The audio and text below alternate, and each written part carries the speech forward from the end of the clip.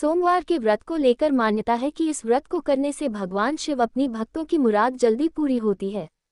सोमवार का दिन भगवान शिव को समर्पित है, इसलिए इस दिन भगवान शिव की पूजा और व्रत करने का महत्व और ज्यादा बढ़ जाता है।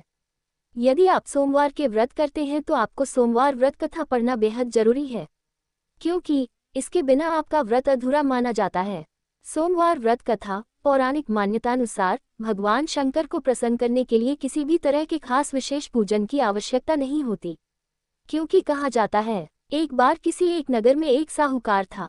उसके घर में धन की कोई कमी नहीं थी, लेकिन कोई संतान न होने के कारण वह बहुत दुखी था। संतान प्राप्ति के लिए वह हर सोमवार को व्रत रखता था और पूरी श्रद्धा के साथ शिव मंदिर जाकर भगवान शिव और माता पार्वती की पूजा करता था।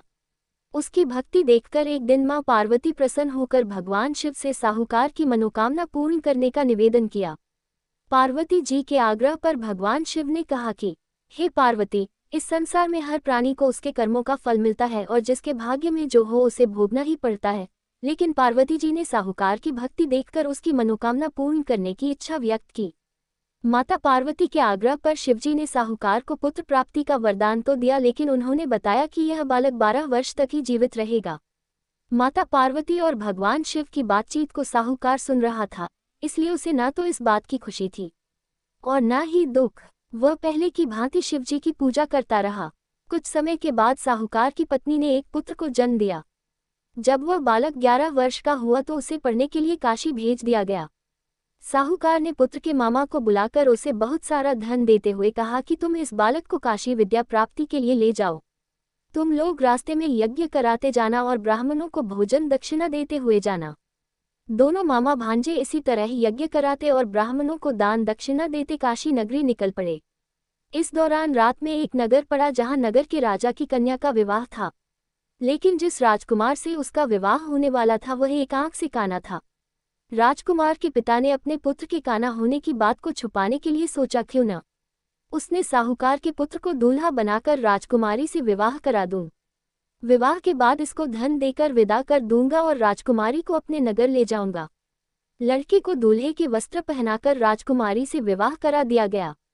साहूकार का पुत्र ईमानदार था, उसे यह बात सही नहीं लगी, इसलिए उसने अवसर पाकर राजकुमारी के दुपट्टे पर लिखा कि तुम्हारा विवाह तो मेरे साथ हुआ है, लेकिन जिस राजकुमार के संग तुम्हें भेजा जाएगा वह एक आंख से काना है। मैं तो काशी पढ़ने जा रहा हूँ। जब राजकुमारी ने चुन्नी पर लिखी बातें पढ़ी तो उसने अपने माता पिता को ये बात बताई।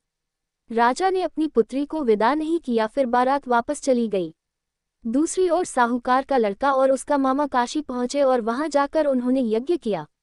जिस दिन लड़का 12 साल का हुआ उस दिन भी यज्ञ का आयोजन था। लड़के ने अपने मामा से कहा कि मेरी तबीयत कुछ ठीक नहीं है। मामा ने कहा कि तुम अंदर जाकर आराम कर लो। शिवजी के वरदानुसार कुछ ही देर में उस बालक के प्राण निकल गए। मृत भांजे को देख उसके मामा ने विलाप करना शुरू किया। संयोगवश उसी समय शिवजी और माता पार्वती उधर से जा रहे थे। पार्वती माता ने भोलेनाथ से कहा, स्वामी, मुझे इसके रोने के स्वर सहन नहीं हो रहा, आप इस व्यक्ति के कष्ट को अवश्य दूर करें। जब शिवजी मृत बालक के समीप गए तो वह बोले कि यह उसी साहूकार का पुत्र है जिसे मैंने 12 वर्ष की आयु का वरदान दिया था। अब इसकी आयु पूरी हो चुकी है, लेकिन मातृभाव से विभोर माता पार्वती ने कहा कि हे महादेव, आप इस बालक को और आयु देने की कृपा करें, अन्यथा इसके वियोग में इसके माता पिता भी तड़प तड़प कर मर जाएंगे। माता पार्वती के पुनः आग्रह पर भगवान शिव ने उस लड़के को जीवित होने का वरदान दिया। शिवजी की कृपा से वह लड़का जीवित हो गया। शिक्षा पूरी करके लड़का मामा के साथ अपने नगर की ओर वापस चल दिया। दोनों चलते हुए उसी नगर में पहुंचे जहां उसका विवाह हुआ था। उस नगर में भी उन्होंने यज्ञ का आयोजन किया। उस लड़के के ससुर ने उसे पहचान लिया और महल में ले जाकर उसकी खातिरदारी की और अपनी पुत्री को विदा किया। इधर साहूकार और उसकी पत्नी भूखे प्यासे रहकर बेटे की प्रतीक्षा कर रहे थे।